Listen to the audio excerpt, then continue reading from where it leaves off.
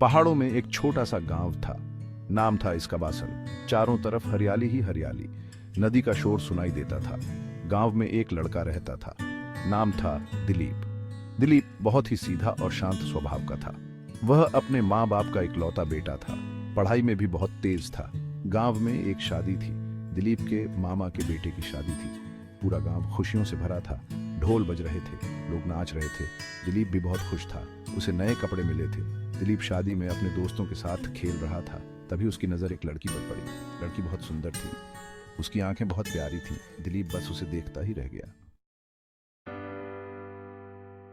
वह लड़की रबीना थी। वह दिलीप के मामा की साली की बेटी थी। रबीना पहली बार बासन आई थी। उसे भी यह गांव बहुत पसंद आया था। दिलीप के दोस्तों ने उसे रबीना से मिलवाया। दिलीप शर्मा रहा था। रबीना मुस्कुरा रही थी। उसकी मुस्कान दिलीप के दिल में उतर गई। दिलीप और रबीना ने कुछ देर बात की। दोनों को लगा जैसे वे एक दूसरे को सदियों से जानते हैं।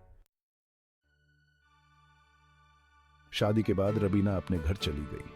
दिलीप उसे बहुत याद करने लगा था। वह हर वक्त रबीना के बारे में ही सोचता रहता था। कुछ दिन बाद रबीना फिर से बासन आई। इस बार वह अपनी बुआ के साथ आई थी। दिलीप और रबीना फिर मिले। वे रोज मिलने लगे।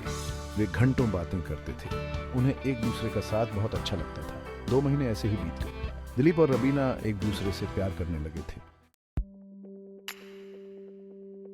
एक दिन दिलीप के पिताजी ने उसे बताया कि उसे शहर के स्कूल में दाखिला मिल गया है। दिलीप बहुत खुश हुआ, लेकिन उसे रबीना की याद आ गई।